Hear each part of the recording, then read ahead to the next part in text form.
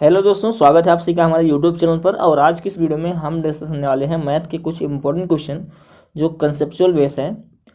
इसमें हमने लाभ हानि और चक्रवृद्धि ब्याज और काम और समय के भी सवाल लिए हैं।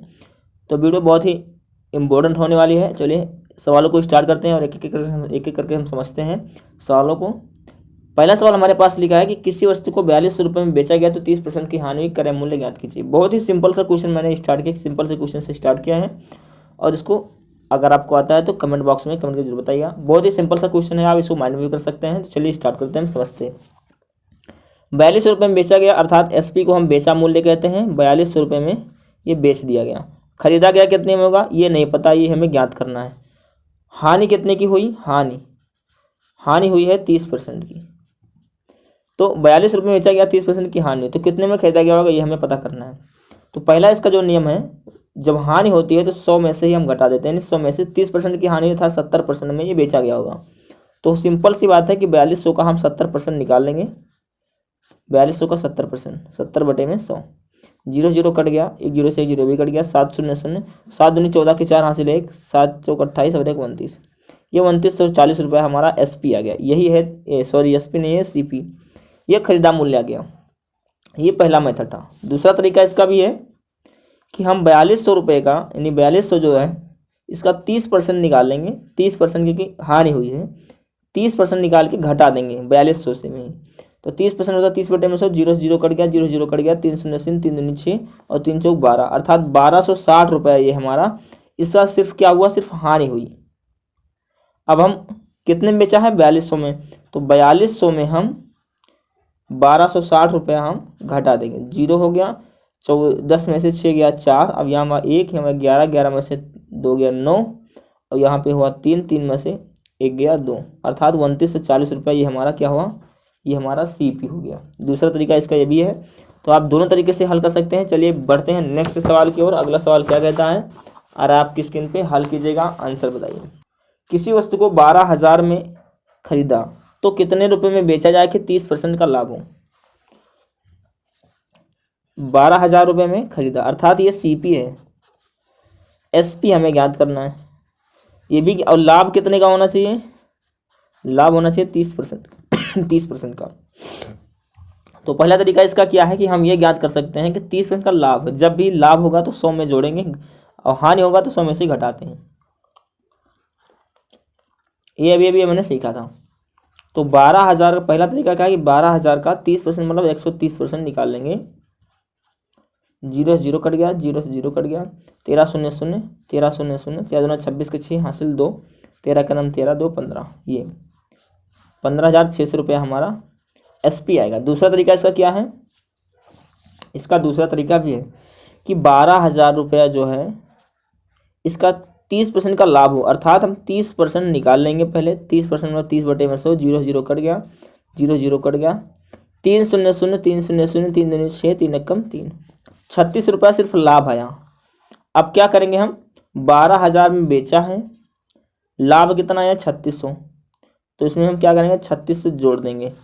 0 0 6, 3 और 2 5, 1, ये हमारा आंसर हो गया 15,600 रुपया। ये हम एसपी ज्ञात कर सकते हैं, ठीक है ना। तो दोनों तरीकों से आप हल कर सकते हैं, जो भी आपको बेस्ट लगता है उस तरीके से आप कीजिएगा। एक सवाल इसी पैटर्न पे ये रहा। किसी वस्तु को 7200 रुपये में बेचा गया तो 20% का लाभ हुआ, क्रय मूल्य ज्ञात कीजिए। 7200 रुपये में बेचा गया तो एसपी कितना है, 7200 में है। एसपी कितना है, 7200 रुपया। लाभ कितने का हुआ है, लाभ हुआ है 20% का। तो क्रय मूल्य अर्थात सीपी हमें ज्ञात करना है कि 7200 रुपये में तो बेचा गया, लाभ कितने का हुआ, लाभ हुआ 20% का, और जो कि 20% होता है 1/5, 20 पंचे 1/5। यहाँ से जो नीचे वाली वैल्यू होती है ये होता है सीपी से मान लेते हैं, और ये होता है एसपी। तो 5 रुपये की कोई वस्तु लाया, 1 रुपये बढ़ाकर, अर्थात बेचा कितने में, 6 रुपये में। लेकिन सवाल में कह रहा है 6 रुपये में नहीं, 7200 में बेचा है, अर्थात 6 की वैल्यू 7200। तो 1 का मान यहाँ पे निकालेंगे, तो 1 का मान निकालेंगे, 6 कम 6 6 दूनी 12, 120, अर्थात 1200 रुपया। कितना, 1200। फिर से देखेंगे, 1 का मान 6 के वैल्यू 7200, 1 के वैल्यू निकालेंगे तो 1 का मान 6 कम 6 काट देंगे, इससे 6 कम 6 6 दूनी 12, और एक डबल जीरो यहाँ पे, 1 का मान 1200, 1 का मान 1200, तो 5 का मान यहाँ निकालेंगे तो 12 पंचे 60 अर्थात 6000, सॉरी 6000। तो ये 6000 क्या हुआ, ये सीपी हो गया। 5 का मान कितना हुआ 6000, ये 6000 क्या हुआ सीपी हो गया। अर्थात हमने कितने में लाया था, 6000 रुपये में लाया था और बेचा कितने में, 7200। कितने परसेंट लाभ का, 20% के लाभ पर। बढ़ते हैं सवाल नंबर नेक्स्ट की ओर। सवाल नंबर अगला क्या कहता है, समझिएगा, आंसर बताइएगा। ये रहा,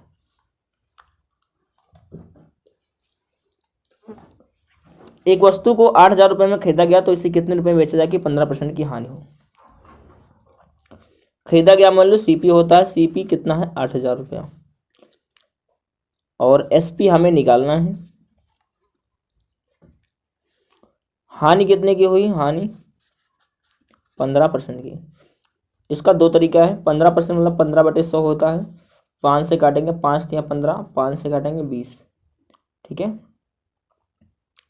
अर्थात कोई वस्तु 17 रुपये में खरीदा गया था, 3 रुपये की हानि पर बेचा, अर्थात उस 20 रुपये में खरीदा गया, 3 की हानि बेचा, अर्थात 17 रुपये में बेचा, ठीक है। ऐसे भी कर सकते हैं, या ऐसा कर सकते हैं कि हानि 15% की हुई है तो 8000 रुपये में, 8000 रुपये का 15% अर्थात 85% में बेचा गया होगा, ठीक है ना। 85% निकाल लेते हैं, डबल जीरो से डबल जीरो कट गया, 8 पंजे 40 के शून्य हासिल 4, और 8 8 64, 64 4 68। ये 6800 में बेचा गया होगा, तभी जो है उसे 15% की हानि होगी। क्लियर है।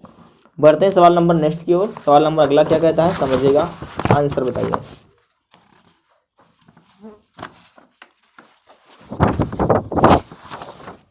ये रहा सवाल, थोड़ा सा चेंज है।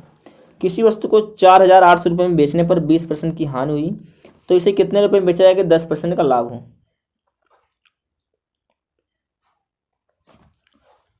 4800 में बेचा गया अर्थात एसपी किया गया, 20% की हानि हुई अर्थात 20% मतलब होता है 20 के बटे में 100, 0 0 कट गया, 2 एकम 2, 2 पंचे 10, 1/5, 1/5 अर्थात 5 में कोई वस्तु लाया, 1 की हानि, बेचा कितने में 4 में, 4 का मान कितना है 4800, 1 का मान निकालेंगे यहाँ पे, 4 एकम 4, 4 दूनी 8, ये 1200, 1 का मान 1200, तो 5 का मान होगा 12 पंचे 60 अर्थात 6000 रुपया।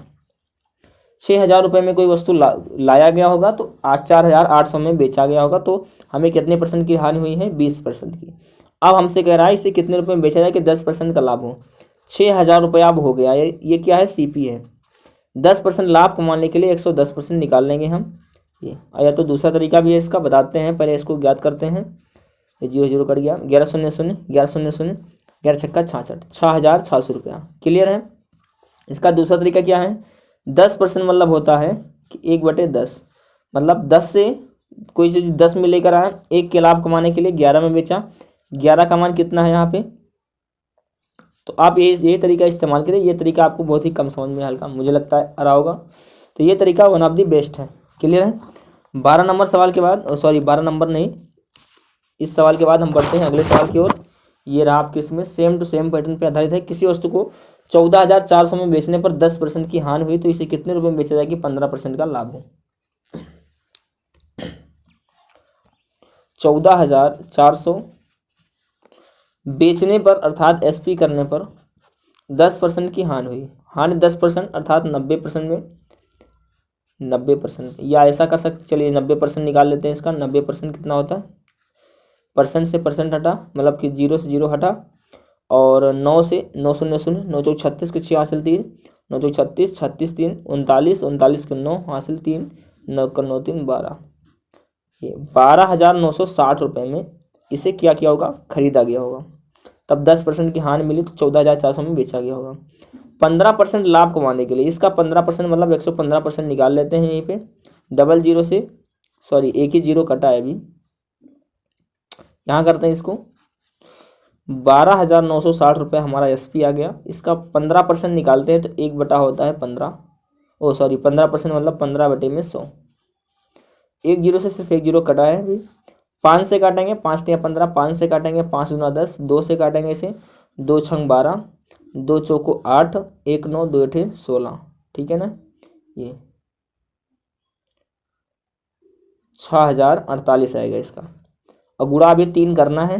3 8 24, 24 के 4 हासिल 2, 3 चौक 12, 2 14 के 4 हासिल 1, 3 0 0 1, 3 से 18, 18,144 रुपया जो है इसे बेचा जाएगा। तब कितने परसेंट का लाभ होगा? 15% का लाभ होगा। बढ़ते हैं सवाल नंबर नेक्स्ट की ओर। सवाल नंबर अगला क्या कहता है, समझ लीजिए।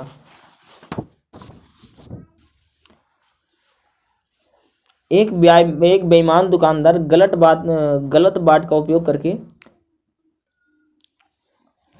1 किलो की जगह 960 ग्राम ही तौलता है, तो लाभ या हानि परसेंट बताइए।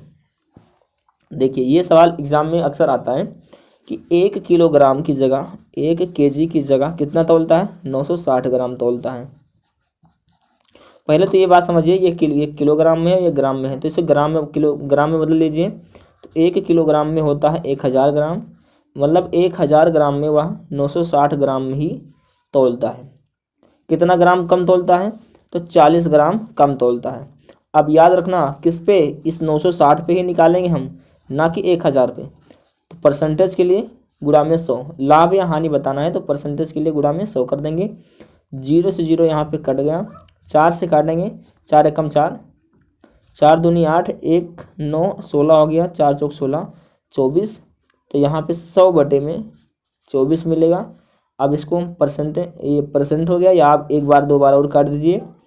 तो 2 से काटेंगे या 4 से काटेंगे तो 25 बार गया, 4 से काटेंगे तो 6 बार गया। तो 25/6% हमारा ये है फाइनल आंसर। क्लियर है? बढ़ते हैं अगले सवाल की ओर। अगला सवाल क्या कहता है, समझिएगा ध्यान से। ये एक बेईमान दुकानदार गलत बाट का प्रयोग करके 1 किलोग्राम की जगह 750 ग्राम तौले, तो लाभ या हानि परसेंट बताइए। इसका आंसर आपको बताना है, क्योंकि सेम टू सेम पैटर्न है। थोड़ा सा मैंने वैल्यू सिर्फ चेंज किया है बस, मैंने सिर्फ वैल्यू चेंज किया है बस, बाकी सब कुछ वैसे है।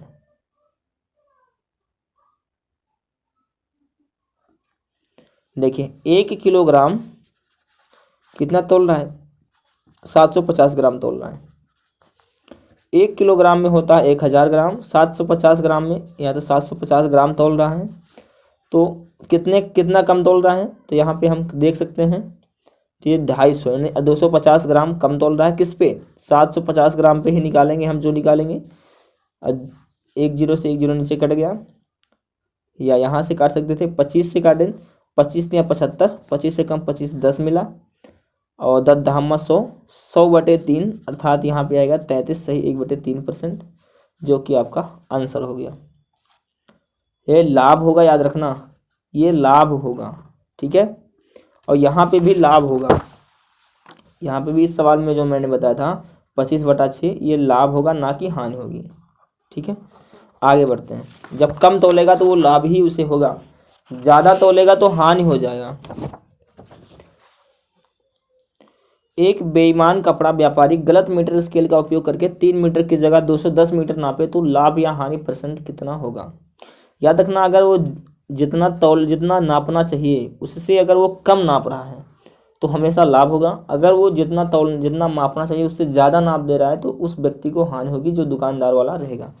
जैसे हमारे पास एक दुकान है और हमने किसी व्यक्ति को गलत वाट का उपयोग करके ज़्यादा तौल दिया तो मुझे हानि होगी, लेकिन अगर मैं कम तौल रहा हूँ, उसे कम दे रहा हूँ, तो मुझे लाभ ही होगा। तो इसीलिए यहाँ पे लाभ हानि का खेल आपको याद रखना है। एक बेईमान कपड़ा दुकानदार गलत मीटर स्केल का प्रयोग करके 3 मीटर की जगह 210 मीटर तौल रहा है, 210 सेंटीमीटर ये नाप रहा है। 3 मीटर में 300 सेंटीमीटर होते हैं, तो 300 सेंटीमीटर की जगह वो 210 सेंटीमीटर ही नाप रहा है। कितना कम नाप रहा है? तो 90। कितने पे? 210 पे, 210 पे। और गुणा में हम परसेंटेज के लिए 100 करते हैं। 0 0 कट गया, 9 कम 9, 9 त्रिक 27, 3 से काटेंगे, 3 त्रिक का 9 और 3 सत्ते 21। यहाँ पे 300/7, 300/7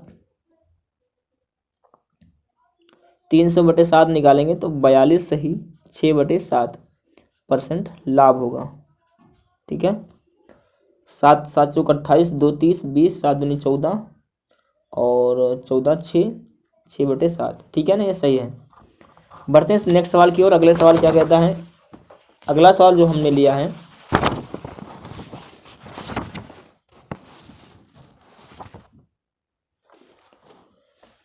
वो लिया है टाइम एंड वर्क का सवाल है। ये ए किसी कार्य को 16 दिन में समाप्त करता है। यदि बी भी उस कार्य को करता है तो कार्य 8 दिन में समाप्त हो जाता है। बी का कार्य बताइए। एक ट्रिक याद रखना, जब कोई व्यक्ति इसे ए किसी कार्य को 16 दिन में करता है तो ए जो है वो 16 दिन में करता है। फिर लिखा है यदि बी भी उस कार्य को करें तो कार्य 8 दिन में समाप्त हो जाता है। यहाँ पे तो बी का कार्य बताइए। ये है, सॉरी, इसको हम ए लिख देते हैं, इसको हम बी लिख देते हैं। अगर ये 16 दिन में कर रहा है, वो 8 दिन में कर रहा है, तो आपको बताना कार्य 8 दिन में समाप्त हो जाता है, तो आपको बताना है बी कितने दिन में करेगा। तो ट्रिक आपको ये याद रखना है कि जैसे कि ए और बी दो व्यक्ति हैं, अगर दोनों व्यक्तियों द्वारा किया गया कार्य अगर 8 दिन में पूरा होता है तो अगर ए 16 दिन में करता है, अर्थात जो वैल्यू दिया होगा 8 दिन में, अगर उसका दुगना अगर ए दिन में मतलब ए करता है तो याद रखना उसका दुगना भी बी भी करेगा, अर्थात दोनों 16 दिन में करेंगे तभी काम 8 दिन में समाप्त हो जाएगा।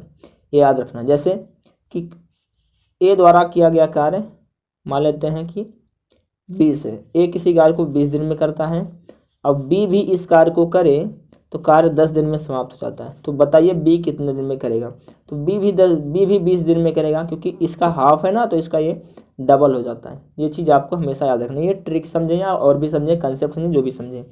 और दूसरा तरीका इसका भी बहुत सारा है, आप इसको चेक भी कर सकते हैं कि ए एक कार्य को 16 दिन में करता है, बी इसी कार्य को भी 16 दिन में करता है, तो कार्य कितने दिन में? तो मान लेते हैं 16 लासा हो गया, ये एक दिन में ये करेगा, एक दिन में ये करेगा, तो कार्य एक दिन में कितना हो रहा है? 2। काम कितना है? 16 को 2 से भाग करेंगे तो आएगा 8, अर्थात काम पूरा 8 दिन में समाप्त हो रहा है और हो भी रहा है। तो ये आप इसे समझिएगा ध्यान से। अगला सवाल ये आपके स्क्रीन पे टाइम एंड वर्क पे है। ए किसी काम को 15 दिन में कर सकता है, बी उसी कार्य को 30 दिन में कर सकता है। यदि वो इस पर एक साथ काम करें तो वो कितने दिन में समाप्त हो जाएंगे, मतलब कि कितने दिनों में 50% काम कर पाएंगे। इसका भी बहुत ही ज़बरदस्त मेथड है। ए किसी कार्य को 15 दिन में करता है और बी उसी कार्य को 30 दिन में करता है। तो याद रखना ये 15 से कितना ज़्यादा है? डबल है इसका। ए 15 दिन में करता है तो बी 30 दिन में, अर्थात 15 से ए जो है ए बी का आधा है, अर्थात बी डबल है। तो यहाँ से कैसे हैं? डबल से, यानी दुगना है तो एक ज़्यादा, अर्थात 30 को हम यानी बड़ी संख्या को हम 3 से कर देंगे भाग। फिर से समझना है, अगर ए 15 दिन में करता है, बी 30 दिन में करता है, तो दुगना है ना, दुगने से एक ज़्यादा, अर्थात 3 से हम कर देंगे भाग, 3 दामा 30, अर्थात 10 दिन में करेगा। ये बहुत ही ज़बरदस्त मेथड है, आप इससे भी लगा सकते हैं। जैसे दूसरा इसका तरीका क्या है समझते हैं। जैसे यहाँ के ए किसी काम को 10 दिन में करता है, बी उसी काम को 15 दिन में करता है। ठीक है, तो ये कितना ज़्यादा है? इससे 1.5 गुना ज़्यादा है, 1.5 गुना। तो इसको हम 1 जोड़ देंगे, अर्थात 2.5 से कर देंगे भाग, अर्थात 15 को हम 2.5 से कर देंगे भाग, दशमलव हटाएंगे, 0 बढ़ाएंगे, 25 छक्का 150, ये 6 दिन में पूरा हो जाएगा। ये एक ट्रिक है, मैंने इस पर बहुत ही अच्छी सी एक वीडियो बनाया है, उसको आप देख सकते हैं, बहुत ही अमेजिंग ट्रिक है। दूसरा तरीका इसका लासा विधि भी है, जो सभी लोग करते हैं। लासा हो जाएगा 30, 15 से 2 बार कटा और 30 से 1 बार कटा, अर्थात 2 1 3, एक दिन में 3 काम हो रहा है। काम कितना करना है? 30 काम। तो 30 से 3 से भाग करेंगे, 3 दामा 30, 10 दिन में करेगा। लेकिन ये कह रहा है कि वह कितने दिनों में 50% काम कर पाएंगे। तो 10 दिनों में कर पाएंगे पूरा 100%, कोई वैल्यू 100%। तो 50% काम करने के लिए उसे 5 दिन लगेंगे। तो 5 हमारा बिल्कुल सही आंसर होगा, ना कि 10। ठीक है, तो ये हो गया। अब बढ़ते हैं, मतलब कि अब वीडियो को यहीं पर समाप्त करते हैं, क्योंकि वीडियो बहुत लंबी ना हो, इस वजह से यहीं पे वीडियो को अंत करते हैं। वीडियो कैसी लगी कमेंट बॉक्स में कमेंट करके जो बताइएगा। मिलेंगे आपको अगले वीडियो में, तब तक के लिए